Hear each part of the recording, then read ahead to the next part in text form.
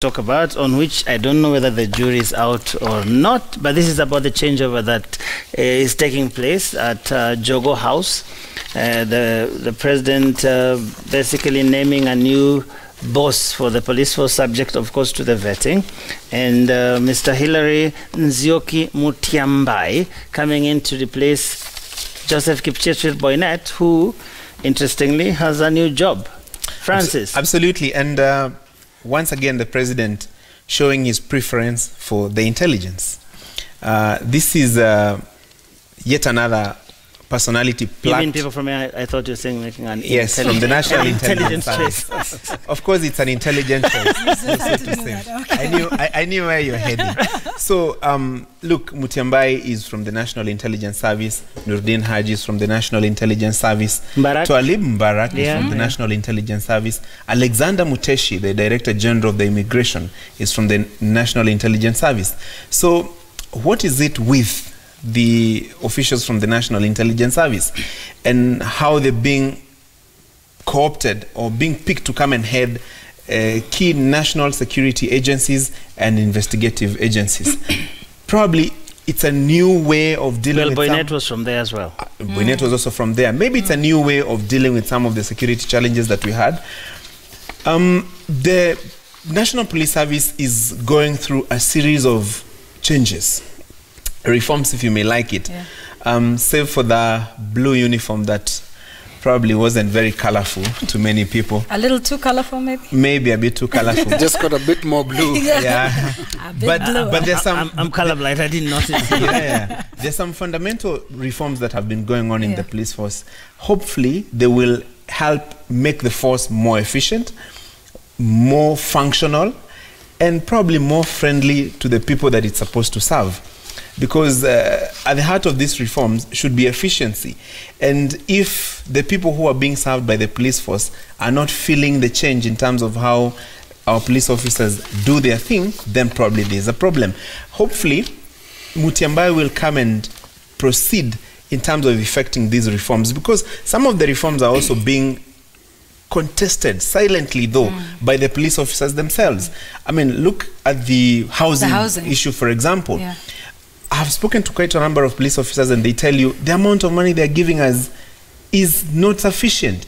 Imagine a police officer who lives, let's say, who works at Kileleshwa police station. Where does he or she get a house for like 10,000 shillings around that area?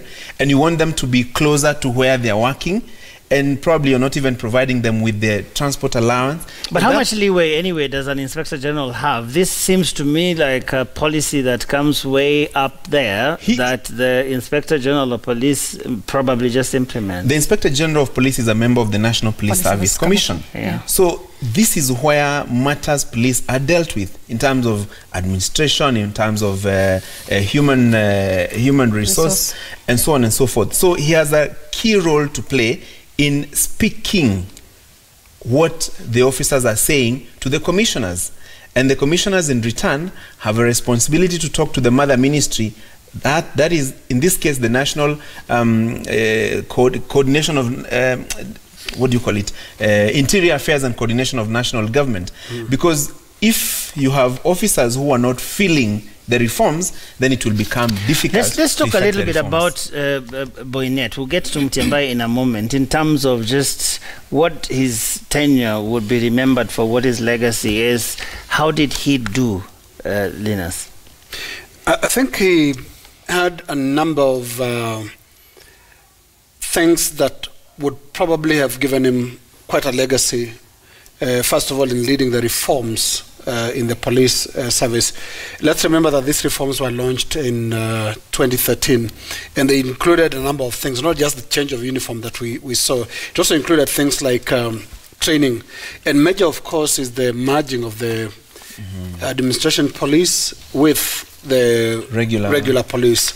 Although in the language of the police, it's administration police and the Kenya police. Those are the formal names. I think that is a process that he'll be remembered to have led. But in terms of asserting himself, not a lot will be said about Joseph Boinnet.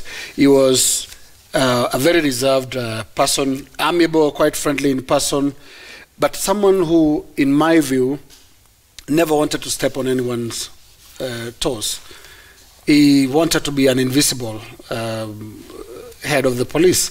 Basically, as little as possible you can hear from him, the better. And it comes out in interviews, and I one time sat with him in an interview where I honestly felt I was in a police roadblock. I was not getting information from from Mr. Boinnet. Very reserved, especially in front of cameras. But in person, very, very engaging, I must say. And the size didn't help.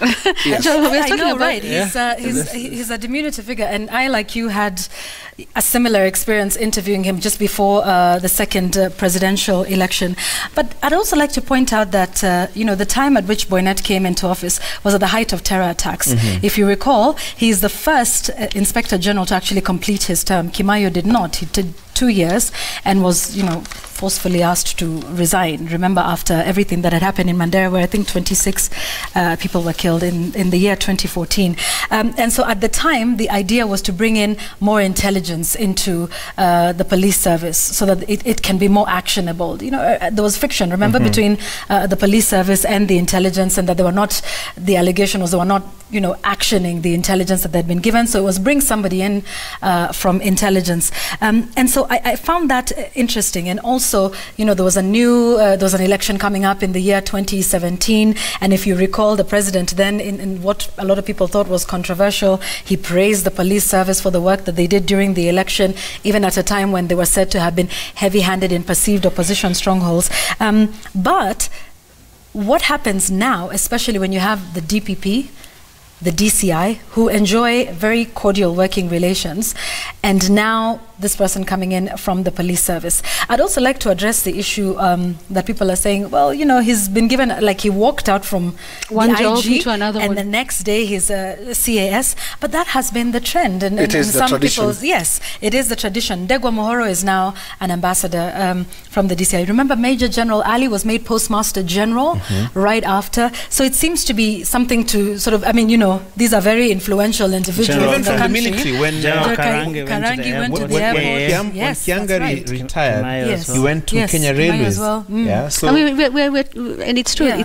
You even look at our ministers, the former ministers. All of them are now ambassadors in different parts of the world. Particularly those. The in idea is policing to keep you on a short leash. Is to keep you on a short leash, yes. Because these people they have know a lot of information. People have a lot of Yes. information. Yeah. You don't want them wallowing in some village just looking after cows and Right. things like that. You don't know what they'll do with that information. Yeah. So I guess it's But also just I the wanted government to- ensuring itself in some I ways. wanted to add something else, because it was during the tenure of Inspector General, now former Boinnet, that we saw a change with how they're appointed. Remember, after Kimayo's exit, they changed the law that then moved the nomination from the National Police Service Commission to the president. Yes. And he was the one who was now doing it. So there's something But it interesting was the there. national security laws or the amendments. Yes, the it was one that amendments. was passed in Parliament with a lot of drama. The furore. NPSC Act. But here's the thing. Have we seen during his tenure, and not necessarily of his doing, but a watering down of the Police Service Commission? I don't know. That's something we It have to probably think about. would explain it, as some people say, why he always seemed to second guess himself. He wasn't really speaking his mind. Yes. In a Never. sense, he was very aware that he wasn't was very the guarded. independent Very Inspector guarded. General that who was meant to be. He knew that he was ultimately answerable. He could be fired Yes. if it came to that. So he wasn't really... Joe, Actually, when the you speak CS about is the on appointing man. authority. the appointing CS authority is Interior the was always looking like he's the big guy in the Right. police force, Yeah. and then Boinnet ni ako hapo chini. But there's something that we should not lose sight of. Major General Philip Kameru, the Director Yes. General in charge of the National Intelligence Service. Yeah. He seems like one of the key guys in the Kenyatta administration now, that most of the appointments that are being made, he has a huge stake in them. And probably that also should explain why quite a number of guys are coming from his fold to serve in various key national But agencies. it is interesting that when Major General Kameru came in, that was around the same time we had Kialangwa at immigration, and there was this sense that the president had suddenly fallen in love, so to speak, with generals holding these positions. Even and now wearing army fatigues. Yes, and now we are seeing at NIS, actually we are getting quite a number of people coming from there. But nothing unusual at all, because state revolves around its intelligence services. Only that what we are seeing this time is probably one of the most influential persons to ever occupy the office of Director General of the Intelligence Service. We can see his hand in the kind of appointments that we are seeing. And Francis, yes, he should be in a central position when it comes to government matters. These are the guys who do all the background checking. Yeah. All of them. Cabinet secretaries. Everybody. Including the news gang, I guess. I'd like to say something before we finish. We've been talking about Boinnet and his achievements, what he's done and he hasn't. I'd like to talk about 4 issues that, four Did you hear about the background check? that he brought into the service. Talk about the 4. Yeah, the 4. One is what they're calling the Police Modernization Program, where under the Police Modernization Program, the National Police Service has invested heavily in providing the necessary tools and equipment to enable our officers discharge their duties effectively. Something else that he has done was the government motor vehicle leasing program, which of course tackled the issue of police mobility, and a group life insurance cover and comprehensive medical scheme. And then now the big one, the housing crisis. Kashuri, you touched on it, Joanne. If you let me say something about it, is that a lot of these police officers were ordered to have vacated the government-funded houses come February 1st. That was a deadline. But many of them are unable to move. And in fact, a lot of them are living in darkness now, because the National Police Service has stopped paying for their electricity. And they tell you, oh, when you give me 9,800 shillings in Nairobi, where will I afford a house? If you give me 5,500 shillings in Embu, how do you expect me to get a house? If you give me 7,300 in Mombasa, how do you expect me to get a house? And that's the situation across the country. And many of them are saying, you're not vacating this house. So they're still living in those government houses without electricity. Even the group life insurance that you're talking about, Jamila, it is still under serious contest. There are quite a number of issues that are being raised, and quite some competition between the insurance service providers, and that matter is still contested. But even as you say, Boinnet has done a good job. He has, because you're comparing him to Kimayo, and Kimayo's tenure was calamitous. The circumstances were different. So probably he has done better than Kimayo, but still there are quite a number of issues that one can still say remain persistent, remain alive in the police force. I mean, we have not yet left the extrajudicial killings story. We still hear quite a number of people being killed by police officers. There's one investigation that is being done by IPOA currently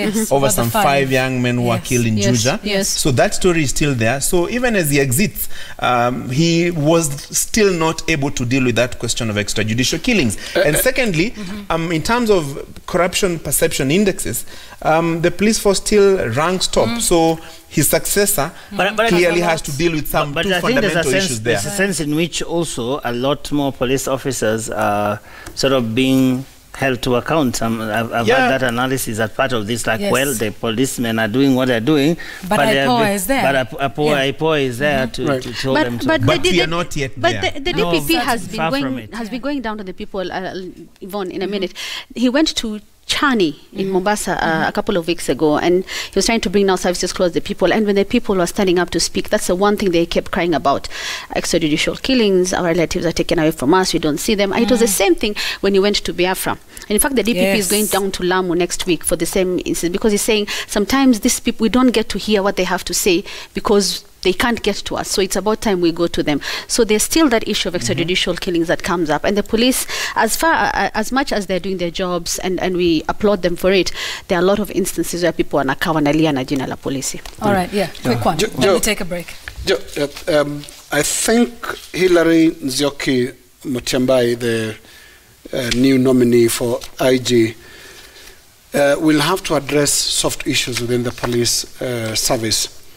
I know his background is anti-terrorism, which in my view is an overloaded area now, because you have the intelligence doing that, you have the military intelligence itself doing that, you have the police, the DCI doing all that. There is a Center for Counterterrorism. And the Center for Counterterrorism.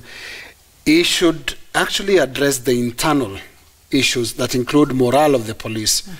There is the issue of the number of suicides that we have witnessed among the police. What is this saying about the police? Are they so demoralized that a lot of them just want to die? There's the issue of training. You have 24,000 APs who are been merged with the Kenya police. They have not been trained on basic law and general duties. This is something that he'll be needing to address. Apart from these other issues around housing, because it's sounding quite chaotic. Yes, it is. It is. That's one last one, which I couldn't help noticing before we take that break, is where where Boinnet has been taken, which is to be a chief administrative secretary. And it seems to me that this position was created exactly for that. For this, exactly. And if he is to actually go to Parliament and answer questions, that'll be a tough time, because from what we've seen, I have seen him in cameras, people. He doesn't do very well. Tourism and wildlife. He will not have to do that. CAS has done tourism and wildlife, not even internal security or Wasn't anything that like the point, though? That CSS was supposed to do. All right, we want to take a break. But you know, Simi Werunga had actually said the incoming, should he be approved, should also look at stations. Police stations, basic OCSs, police operations, and training, and OCSs, and promotions. Yes, and promotions. Officers are still complaining that promotions are bought. Yes, especially when they see IGs coming from outside the service. But that's we can talk a lot more about this. But when we come back, we're taking a short break now. We'll be talking about what happened in Parliament today. That seemed to me like one of those double maths lessons that you have on Friday afternoon, and the teacher is speaking, and you can hardly tell a word. Were they clueless today in Parliament? Who vetted who? We're back with that after the break. You're watching News Gang. Keep it coming. #is News Gang.